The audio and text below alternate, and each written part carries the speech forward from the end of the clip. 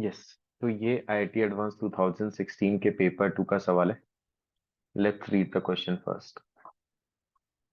Late B I greater than 1 है, I 1 2 up to 101 है। Suppose log L N B one, L N B two, L N B 0101 are in AP, okay, with the common difference ln2. Suppose A1, A2, A101 are in AP such that A1 is equals to B1 and A51 is equals to B51 if, ठीक है, फिर options देखना है। Okay, तो given information अपन को ये है कि ln B1, ln B2, ln B3, ये सब ln B101 ये सब AP में है ना, विद कॉमन डिफरेंस जो है इनका वो ln2 है। तो यहां से अपन by property what we can say कि B1, B2, B3 up to B101 ये जो होंगे वो जीपी में होंगे और जिनका कॉमन रेशियो जो है वो 2 हो जाएगा।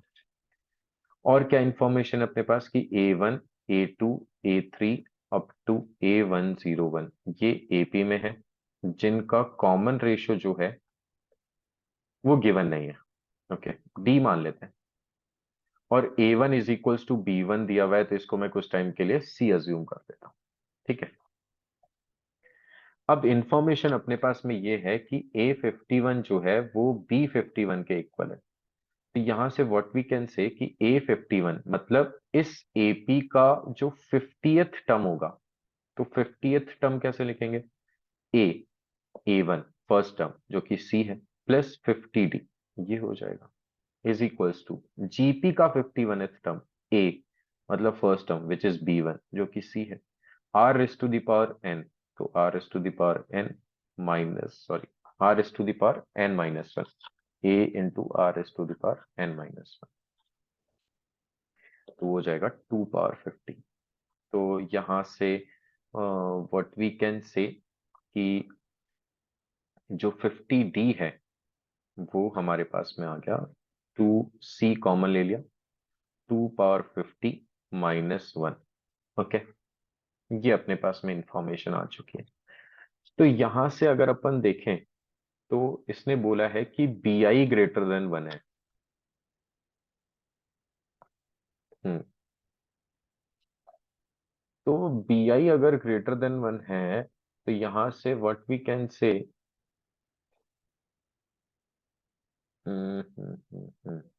हाँ, कि अगर बेस 1 से बड़ा है तो लॉग का ग्राफ ऐसा कुछ होता है, राइट?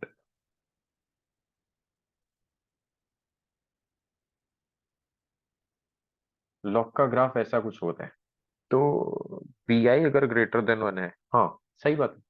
अच्छा, लॉग से तो फिर इसका मतलब नहीं रह गया। हम्म,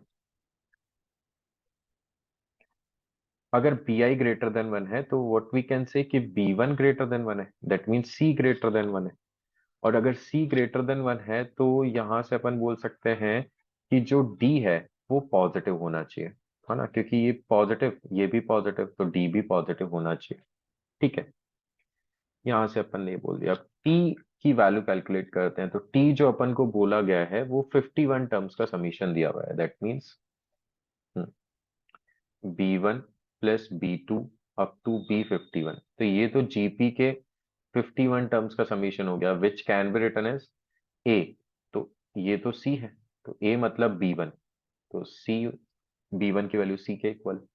are is two the power N, तो आर इज टू दावर कितना हो गया, 2 पावर 51 हो गया, माइनस 1 अपॉन आर माइनस 1, है ना, ये हो गया टी। तो नाउ अगर अपन बात करें एपी के 51 टर्म्स की, तो वो एस दिया हुआ है which is A1 plus A2 up to A51, ये जीरो सॉरी ये सी है।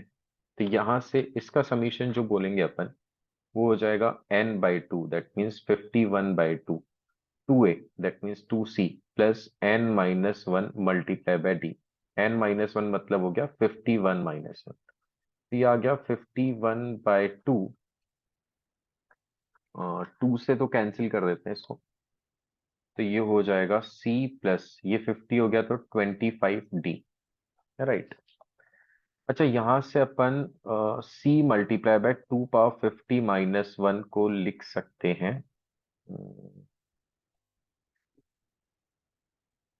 क्या?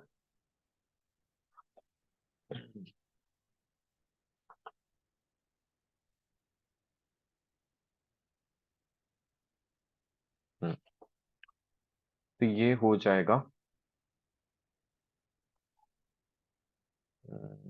C में कन्वर्ट कर लेते हैं इधर D की वैल्यू को रिप्लेस करके। तो ये हो जाएगा 51C। अच्छा, ये हो जाएगा 2 पावर 51C - C, है ना। ये हो जाएगा 51C plus 51 multiply by 25D, है ना। तो इसकी वैल्यू को अगर अपन रिप्लेस कर दें D की वैल्यू को, तो ये हो जाएगा 51C plus 51/2 multiply by D की वैल्यू है 50, तो ये 50D की वैल्यू रख दी अपन ने C 2 पावर 50 - 1, ऐसा लिख दिया। तो यहां से आ जाएगा 251C प्लस 51C।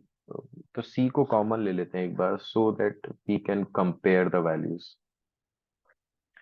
C को कॉमन ले लिया मैंने यहाँ से, तो यहाँ से आ जाएगा 2 power 50 multiply by 51/2, right, multiply by C। और ये बना 51C - 51C/2, तो ये हो गया 51C/2। तो यहाँ से क्लियरली अपन कंपेयर कर सकते हैं, C तो कॉमन आ ही चुका है ना, कि कौन सी वाली वैल्यू बड़ी है। क्लियरली कंपेयर कर सकते हैं यहाँ से, टू पावर, इसको ऐसा लिख दिया 2 पावर 50 - 1। तो यहाँ पर 2 मल्टीप्लाई बाय 2 पावर 50, यहाँ पर 51/2 है 2 पावर, तो 25 समथिंग। तो ये वैल्यू अपने आप में बड़ी, और यहाँ पर तो वैल्यू ऐड और हो रही है, यहाँ पर वैल्यू सब्ट्रैक्ट हो रही है, मतलब एस जो है वो टी से बड़ा है। Clearly we can see positive भी है, इसीलिए अपन बोल पा रहे हैं। अच्छा, A101 और B101 में कौन बड़ा होगा, तो वो भी चेक कर सकते हैं। A101 जो है वो एपी का 100th टर्म है, दैट मीन्स A+A1 + 100D, और A1 तो नथिंग बट C है, तो C+100D हो गया। B101 जो है वो हो जाएगा B1 मल्टीप्लाई बाय R⁻n - 1, मतलब 2 power 100, that means this can be written as C multiply by 2 power 100।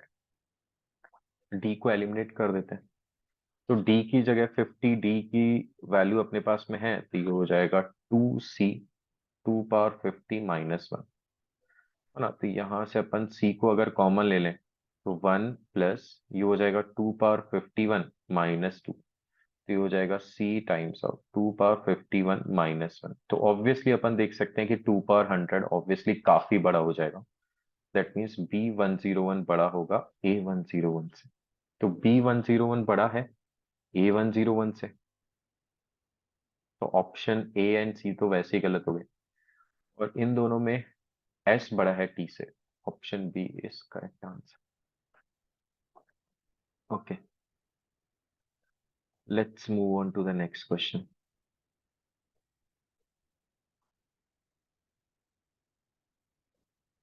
Yes, so ये IIT एडवांस 2015 के पेपर 2 का सवाल है। Let's read the question first. Suppose that all the terms of an arithmetic progression are natural numbers. If the ratio of the sum of the first 7 terms of to the sum of first 11 terms is 6:11, and the seventh term lies in between 130 and 140, then the common difference of AP is okay. ठीक है, तो एक बार given informations को write down कर लेते हैं, क्या क्या बोला गया। एक तो बोला गया है कि 7 टर्म्स का समीशन और फर्स्ट 11 टर्म्स का समीशन का रेशो 6:11 दिया हुआ है, और सेवंथ टर्म जो है वो 130 और 140 के बीच में लाई कर रही है। तो अपन को कॉमन डिफरेंस देखना है एपी का कितना होगा। ओके, तो सेवंथ टर्म जो sum of seven first 7 term is 7/2, let's say 2A + 60 हो जाएगा, upon n-1 multiply by D, ये हो जाएगा 11/2, ये 2a+10d हो जाएगा, इज इक्वल्स टू 6/11। तो ये 2 से ये 2 खत्म, ये 11 से ये 11 खत्म, क्रॉस मल्टीप्लीकेशन कर देते हैं तो 14a+42d is equals to 12a+60d। तो यहाँ से 2a is equals to 18d आ गया, that means a is equals to 9d आ गया, राइट। ठीक है, अब जो सेकंड इंफॉर्मेशन है उसका यूज कर लेते हैं।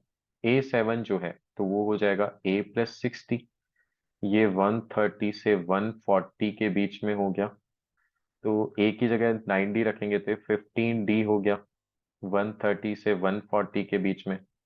तो d हो जाएगा 130/15 से 140/15 के बीच में। तो 15 8 120 होता है, 59 135 होता है, ये तो 8 पॉइंट समथिंग समथिंग हो गया। ये 135 से बड़ा है लेकिन 150 से छोटा है, फिर 9 पॉइंट समथिंग समथिंग हो गया। तो d एक इंटीजर है ऐसा उसने बोला है, d जो है सॉरी आर नेचुरल नंबर्स, तो ऑब्वियस सी बात है कि फर्स्ट टर्म नेचुरल नंबर होगी, उस अब सेकंड टर्म भी नेचुरल नंबर चाहिए तो कॉमन डिफरेंस को भी नेचुरल नंबर होना पड़ेगा। तो इन दोनों के बीच में तो कॉमन डिफरेंस जो नेचुरल नंबर है वो 9 आ जाएगा, तो हेंस इसका आंसर है 9। ओके,